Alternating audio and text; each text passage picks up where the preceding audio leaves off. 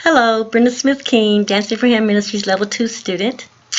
Here to talk to you today about my creative assignment, which was to teach 100 dancers something from the Divine Choreography Choreography Techniques book by Pastor Lynn Hagen, which is this book.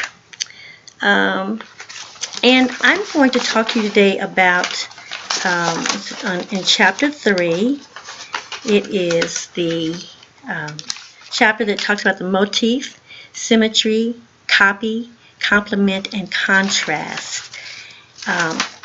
This chapter covers quite a bit, and when we talk about those, our movement vocabulary, there are actions of the body, qualities of movement, spatial environment, and relational change through word phrases. When we talk about that, when we talk about the word phrases, it can encompass quite a few things. In other words, actions of the body can be jump, gesture, turn, travel. Qualities of movement or dynamics could be the flow, whether it's bound or stopping or free. Then you have what we call spatial environment. The spatial environment what's the size of the movement? Is it large? Is it medium? Is it small?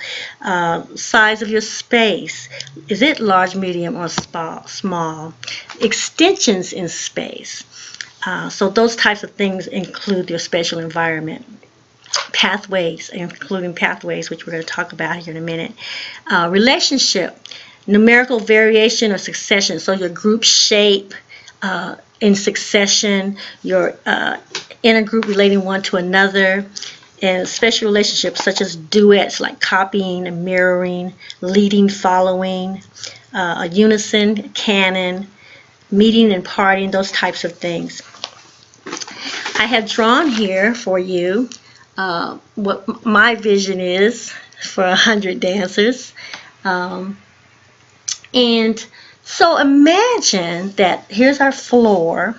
So imagine that there's 3 stages here that go up.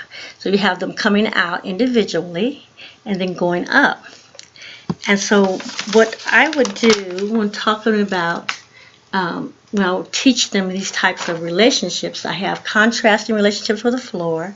I have complementary relationship for the next stage up. Copy relationship for the 3rd stage up, and then at the top I had symmetry and symmetrical pathways and symmetrical design. So what I'm going to do is talk about that just a little bit and then show you what we would do that. I would teach each one of the groups what they were, what was expected. I would like to see, probably with 25 dancers, you would want to do 3 counts of 8. You could do this as an entrance or an exit, or you could just do it as a simple exercise with your team. So I have, you notice that I have them coming at the very top, which is symmetrical pathways and symmetrical design. The symmetrical pathways would be them coming in from the upper stage right and the upper stage left, coming in, going around. Each side would be doing the same thing when we talk about symmetrical. You notice though, I have, because my group is uneven, I have 5 dancers coming down the center, from the upper stage center to downstage center. And that is a very strong dance position. The next group is the copy relationship. And so when we talk about a copy relationship, it is the exact repetition of a line, a pose, a design. And so you would have, for instance, you might want your dancers facing forward and doing, they would be doing the same thing, like you might have 1 or 2 that would be doing one thing, and then someone mimicking. And when I finish going through these, I'll go through that and show you what I'm talking about. The third one, the complementary relationship. I'm down here on my knee right now, so I could do a pose here, and someone else could be doing a similar pose. So when we talk about complementary, it's similar. I could be here on my knees and someone could be standing or doing a lunge and maybe have the arms just a little bit different, but it would be similar, so it's complementary. And then the last one, the contrasting relationship. There's a variety of ways of doing that. You could do, you could have the two sides split. One side doing something, marching, for instance, as if they're at war, coming in as if they're at war. The other side could be doing a graceful movement as they come together. Or you could have them doing, everyone doing a difference. You could match them up and have them do, someone doing a curved pose and someone doing an angular pose. So that's what we're talking about when we talk about contrasting. It's oppositional type. I don't know if you can see this or not, but I notice, if you notice, I have the upper stage right, center stage right, and downstage right. Upper stage center, center stage, downstage center, downstage left, center stage left, and upper stage left. And I wrote those on there because when we talk about the stage and where people are placed, there's strong positions and weaker positions. Also, I have circular positions here and the side to side, as if people were coming in. The side to side is considered a weak dance positions because it gets boring after a while. However, I don't see any reason why we couldn't do it going across, like for an entrance.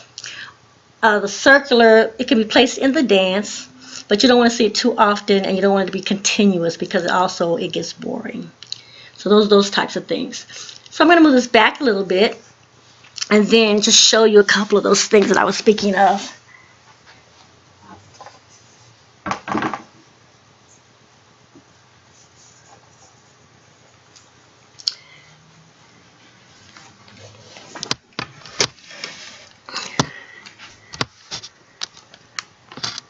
So when I speak of symmetrical, when I think of symmetrical, you have a person, you could have a person here, and you have a person on the other side, is symmetrical.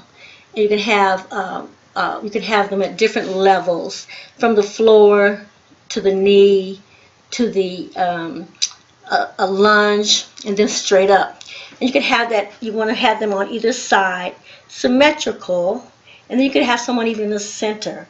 So you could do that with your groups, or as you divide them up, you could do that.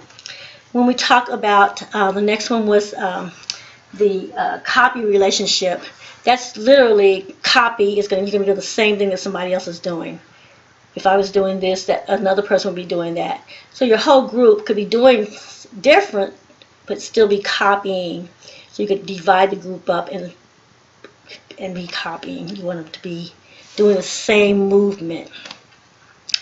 And you could probably have them facing forward. You could have a group, they could be here, they could be here, and facing forward. And you could have split them and have the two sides facing sideways and still be doing that same movement. And it would be a copy of that movement. The side is a weaker position when you're going out.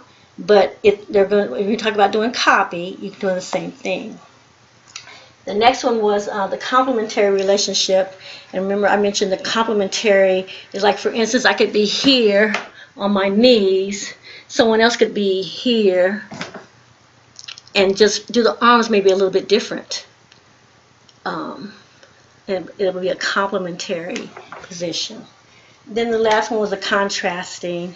And the contrasting is, you could have someone closed, you could have someone open.